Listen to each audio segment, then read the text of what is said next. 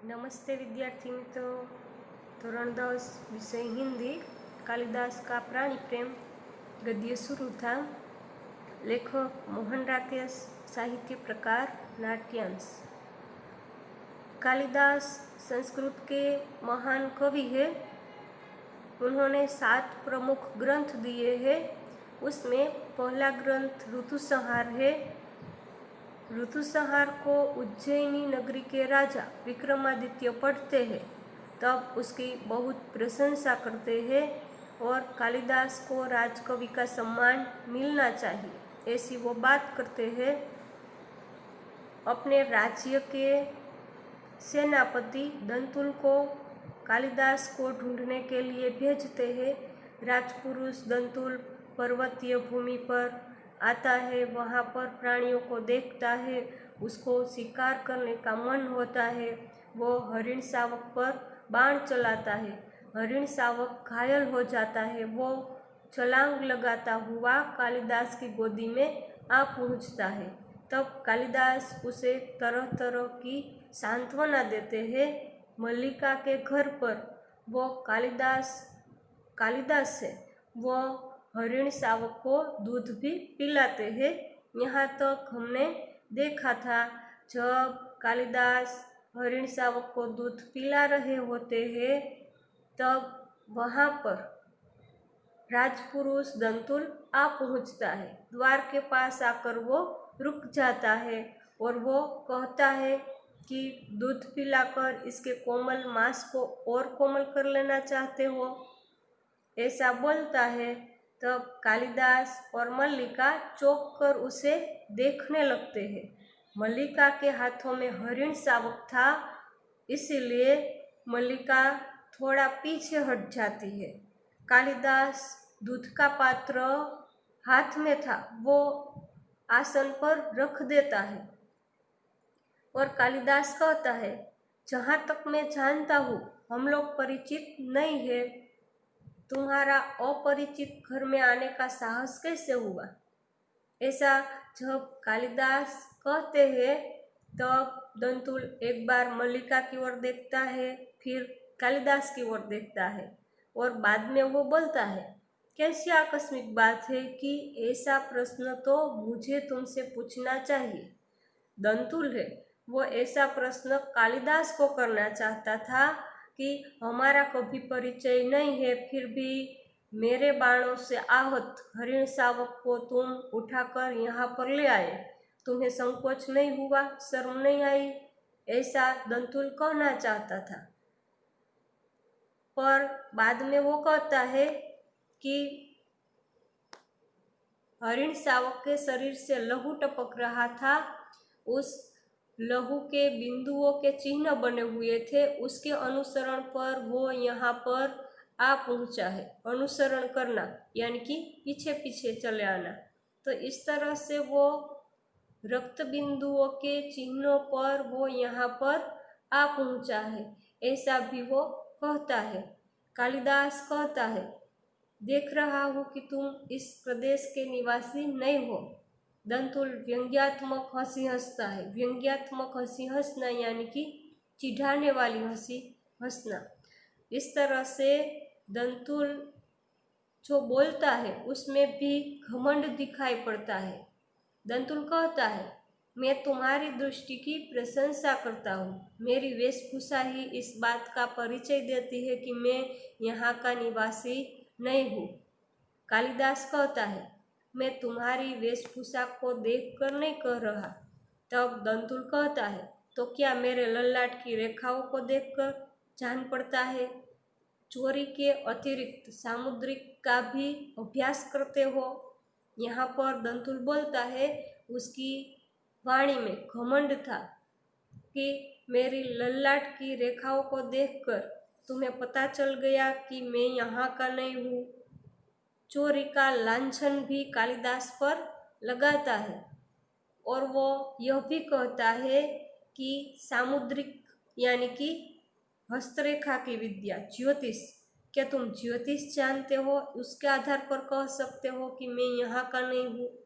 तो इस तरह से उसकी बोली में घमंड था और मल्लिका को बहुत चोट लगती है और वो आगे आकर कहती है कि तुम्हें ऐसा लांछन लगाते लज्जा नहीं आती। लांछन यानी कि कलंक। कालिदास पर चोरी का कलंक लगाया तो इस तरह से लांछन लगाते हुए तुम्हें शर्म नहीं आती। तब दंतुल कहता है, क्षमा चाहता हूँ देवी, परंतु यह हरिण शावक जिसे बाहों में लिए है मेरे बाण से आहत हुआ है, इसलिए यह मेरी संपत्ति है। मेरी संपत्ति मुझे लौटा तो देंगी। दंतुल है वो कालिदास पर लांछन लगाने पर माफ़ी चाहता है, पर वो यह भी कहता है कि आपके हाथों में हरिण शावक है वो मेरी संपत्ति है, क्योंकि वो मेरे बाणों से घायल हुआ है, तो आप मेरी संपत्ति को लौटा दो। ऐसी बात करता है। तब कालिदास उसे स्पष्ट शब्दों में कह देता है कि इस प्रदेश में हरिणों का आखेट नहीं होता राजपुरुष। आखेट यानी कि शिकार। पर्वतीय भूमि में शिकार नहीं होता है। तुम बाहर से आए हो, इसलिए इतना ही पर्याप्त है कि हम इसके लिए तुम्हें अपराधी न माने। कालिदास कहता है कि राजपुरुष दंतुल बाहर से आया है, इसीलिए उसे अपराधी नहीं मानना चाहिए। अपराधी उसे नहीं मानते हैं तो इतना ही काफ़ी है। पर वो यह कहना चाहते हैं कि हरिण शावक को तुम्हें सौंप देने की आवश्यकता नहीं है। एक तो उसे अपराधी नहीं मानते, यही तो पर्याप्त है, काफ़ी है। तो हरिण शावक उसे सौंप देने की आवश्यकता नहीं है, ऐसा वो कहना चाहते हैं। तब राजपुरुष दंतुल कहते हैं, तो राजपुरुष के अपराध का निर्णय गांववासी करेंगे। ग्रामीण युवक अपराध और न्याय का शब्दार्थ भी जानते हो। कालिदास कहता है, शब्द और अर्थ राजपुरुषों की संपत्ति है। जानकर आश्चर्य हुआ। दंतुल कहता है, समझदार व्यक्ति जान पड़ते हो, फिर भी नहीं जानते कि राजपुरुषों के अधिकार बहुत दूर तक आते हैं। मुझे देर हो रही है, यह हरिण शावक मुझे दे दो। दंतुल हरिण शावक पर अपना अधिकार जमाना चाहता है और हरिण शावक को अपनी संपत्ति बताता है और उसे दे देने के लिए कहता है। तब कालिदास उसे स्पष्ट शब्दों में कह देता है कि यह हरिण शावक इस पार्वतीय भूमि की संपत्ति है राजपुरुष, और इसी पार्वतीय भूमि के निवासी हम इसके सजातीय है। कालिदास प्राणी प्रेमी है, इसीलिए ही तो वो स्पष्ट शब्दों में दंतुल को ऐसा कह सकते हैं। पार्वतीय भूमि यानी कि पर्वतीय भूमि। तो हरिण शावक है वो पर्वतीय भूमि की संपत्ति है। पर्वतीय भूमि के निवासी सजातीय है। सजातीय यानी कि एक ही जाति वाले, यानी कि एक ही तरह के जीव। मनुष्य और पशु पक्षी प्राणी उसमें कोई अंतर नहीं होता है, दोनों एक ही तरह के जीव है। जिस तरह से मनुष्य घायल होता है उसको दर्द होता है, उसी तरह से प्राणी को भी घायल होने पर दर्द होता है। तो यहाँ पर मनुष्य और प्राणी में कोई अंतर नहीं है। मनुष्य को मारने पर अपराधी है वो, उसी तरह से प्राणी को मारने पर भी उसे अपराधी ही माना जाता है। ऐसा यहाँ पर पार्वतीय भूमि में है, शिकार नहीं होता है। इसीलिए ही तो कालिदास कहते हैं कि तुम यह सोचकर भूल रहे हो कि हम इसे तुम्हारे हाथ में सौंप देंगे। मल्लिका इसे अंदर ले जाकर तल्प या किसी आस्तरण पर। कालिदास का वाक्य पूर्ण नहीं होता है। वो कहना चाहता है कि हरिण शावक को अंदर ले जाकर तल्प या आस्तरण पर विश्राम कराओ। तल्प यानी कि घास की सैया, आस्तरण यानी कि बिछौना। इतना सुनकर ही अंबिका कहती है अंबिका है वो मल्लिका की माँ है। सहसा यानी कि अचानक, वो अचानक अंदर आती है और वो बोल उठती है कि इस घर के तल्प और आस्तरण हरिण शावकों के लिए नहीं है। अंबिका सुन लेती है, तभी वो तल्प और आस्तरण पर विश्राम कराने के लिए वो ना बोल देती है। अंबिका कालिदास से रुष्ट थी, नाराज थी। तब मल्लिका कहती है, तुम देख रही हो माँ, यहाँ पर मल्लिका का विधान पूर्ण नहीं होता है। वो यह कहना चाहती है कि हरिण शावक घायल हुआ है, वो तुम देख रही हो ना, फिर भी तुम ना बोल रही हो, ऐसा वो कहना चाहती थी, पर उसका विधान पूर्ण नहीं होता है। और अंबिका बोल उठती है, हाँ देख रही हूँ, इसीलिए तो कह रही हूँ, तल्प और आस्तरण मनुष्यों के सोने के लिए है, पशुओं के लिए नहीं है। कालिदास कहता है, इसे मुझे दे दो मल्लिका। कालिदास को बुरा लगता है, क्योंकि अंबिका मल्लिका की माँ है। वो तल्प और आस्तरण पर हरिण शावक को सुलाने के लिए ना बोलती है, इसीलिए कालिदास हरिण शावक को ले जाने की बात करता है और वो दूध का भाजन नीचे रख देता है। आगे बढ़कर मल्लिका के पास जाकर हरिण शावक को अपनी बाहों में ले लेता है और वो कहता है, इसके लिए मेरी बाहों का आस्तरण ही पर्याप्त होगा। पर्याप्त यानी कि काफ़ी। मैं इसे घर ले जाऊंगा। द्वार की ओर चल देता है, किसी की परवाह नहीं करता है। तब दंतुल बोलता है, और राजपुरुष दंतुल तुम्हें ले जाते देखता रहेगा। कालिदास कहता है, यह राजपुरुष की रुचि पर निर्भर करता है। बिना उसकी ओर देखे ड्योढ़ी में चला जाता है। वह राजपुरुष दंतुल की ओर भी नहीं देखता, पर वो आगे चला जाता है, ड्योढ़ी यानी कि दिल्ली में चला जाता है। तब राजपुरुष दंतुल कहता है, राजपुरुष की रुचि अरुचि क्या होती है, संभवतः इसका परिचय तुम्हें देना आवश्यक होगा। कालिदास बाहर चला जाता है, केवल उसका शब्द ही सुनाई देता है, संभवतः। और दंतुल भी बोलता है संभवतः, और वो अपनी तलवार है उसकी मुठ पर हाथ रखे उसके पीछे जाने लगता है। मल्लिका शीघ्रता यानी कि तेजी से द्वार के सामने खड़ी हो जाती है और दंतुल को रोकती है कि ठहरो राजपुरुष, हरिण शावक के लिए हठ मत करो, हरिण शावक के लिए जिद मत करो। तुम्हारे लिए प्रश्न अधिकार का है, उनके लिए संवेदना का। कालिदास निशस्त्र होते हुए भी तुम्हारे शस्त्र की चिंता नहीं करेंगे। यहाँ पर मल्लिका दंतुल को रोकती है और जिद न करने के लिए कहती है कि तुम्हारे लिए तो अधिकार का प्रश्न है, पर कालिदास के लिए संवेदना का प्रश्न है।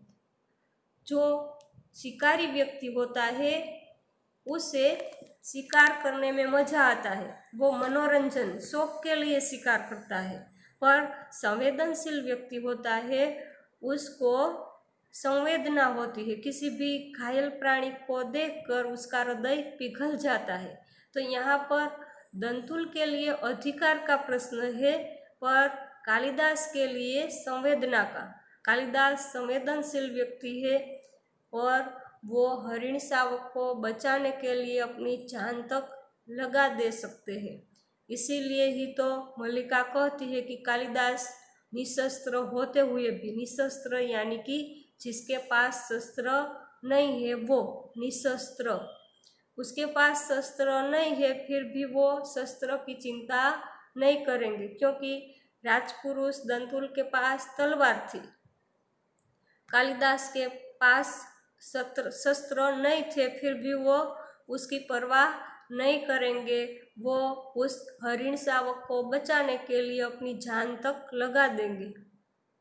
दंतुल कहता है, कालिदास, तुम्हारा अर्थ है कि मैं जिससे हरिण शावक के लिए तर्क कर रहा था वे कवि कालिदास है। यहाँ पर मल्लिका के मुंह से दंतुल ने कालिदास का नाम सुना। कालिदास, वो कालिदास को ही तो ढूंढ रहा था, इसीलिए ही तो वो कहता है कि जिसके साथ में तर्क कर रहा था। तर्क यानी कि वाद विवाद, हरिण शावक के लिए वाद विवाद कर रहा था। क्या वो कालिदास ही है, कवि कालिदास है? ऐसा बोलता है। तभी मल्लिका कहती है, हाँ हाँ, परंतु तुम यह कैसे जानते हो कि कालिदास कवि है? मल्लिका ने तो नहीं कहा था कि कालिदास कवि है, पर दंतुल को पता था, क्योंकि उज्जैनी नगरी के राजा विक्रमादित्य ने ही तो दंतुल को कालिदास को ढूंढने के लिए भेजा था। इसीलिए दंतुल कहता है, कैसे जानता हूँ? उज्जैनी की राज्यसभा का प्रत्येक व्यक्ति ऋतुसंहार के लेखक कवि कालिदास को जानता है। मल्लिका कहती है, उज्जैनी की राज्यसभा का प्रत्येक व्यक्ति उन्हें जानता है? वो प्रश्न पूछती है। उसको आश्चर्य होता है, इसीलिए वो यह प्रश्न करती है। तब दंतुल कहता है, सम्राट ने स्वयं ऋतुसंहार पढ़ा और उसकी प्रशंसा की है, इसीलिए आज उज्जैनी का राज्य ऋतुसंहार के लेखक का सम्मान करना चाहता है और उन्हें राजकवि का सम्मान देना चाहता है। आचार्य वररुचि इसी उद्देश्य से उज्जैनी से यहाँ आए हैं। यहाँ पर दंतुल कहता है कि कालिदास को पूरा राज्य जानता है। सम्राट विक्रम ने भी यह ऋतुसंहार पढ़ा था, उनकी बहुत प्रशंसा की थी, इसीलिए ही तो मुझे यहाँ पर भेजा गया है। ऋतुसंहार के लेखक का सम्मान करना चाहते हैं वो, इसीलिए ही तो वो यहाँ पर आया है। उद्देश्य यानी कि हेतु, प्रयोजन, उस हेतु से ही तो राजपुरुष दंतुल यहाँ पर आया है, ऐसी बात करता है। तब मल्लिका यह सुनकर स्तंभित हो जाती है और वो कहती है, उज्जैनी का राज्य उन्हें सम्मान देना चाहता है, राजकवि का आसन।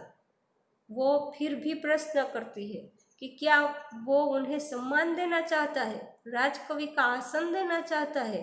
दंतुल कहता है, मुझे खेद है, मैंने उनके साथ अशिष्टता का व्यवहार किया, मुझे जाकर उनसे क्षमा मांगनी चाहिए। खेद यानी कि दुख। दंतुल को दुख है कि उन्होंने कालिदास के साथ अशिष्टता यानी कि अशिष्टता का व्यवहार किया, इसीलिए ही तो वो उनसे क्षमा मांगना भी चाहते हैं। तो इस तरह से यहाँ पर कालिदास का प्राणी प्रेम दिखाई पड़ता है। प्राणी है वो हमारे मित्र है और उसको बचाना हमारा कर्तव्य है। तो यहाँ पर दिए गए स्वाध्याय के प्रश्न, एक एक वाक्य के प्रश्न, ये सब आपको लिखने हैं।